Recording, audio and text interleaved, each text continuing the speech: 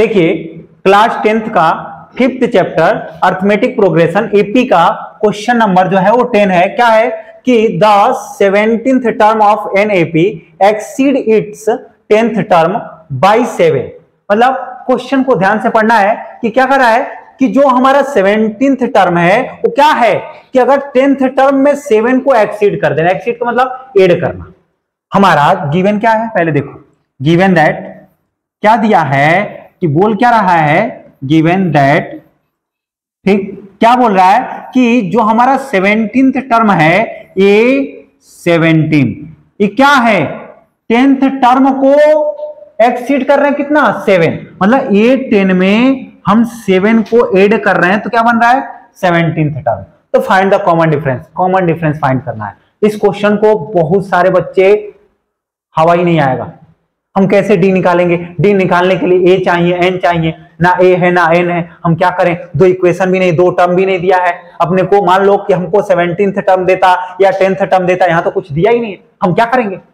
लेकिन करना क्या है, बस ऐसे लिखना है कि ये 17th टर्म जो है वो 10th टर्म में 7 को ऐड कर रहा है तो 17th टर्म बन गया।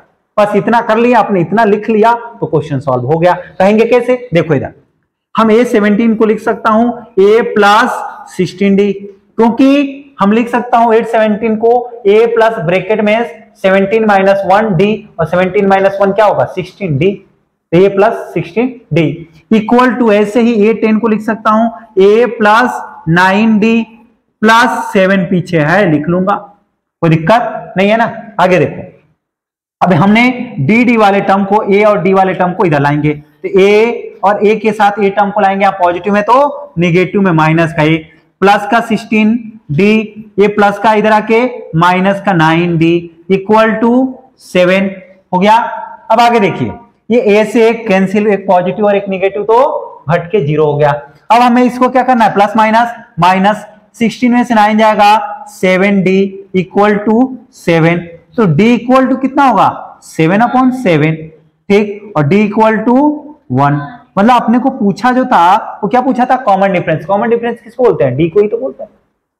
समझ में आ रहा है। तो क्वेश्चन पढ़ने में अगर नहीं समझ में आएगा तो टफ लगेगा, समझ में आ जाएगा बहुत इजी है, ठीक। क्वेश्चन अगर समझ में आ गया हो तो वीडियो को लाइक कर दे, चैनल को सब्सक्राइब कर दे, शेयर कर देंगे तो और अच्छी बात। धन्यवाद।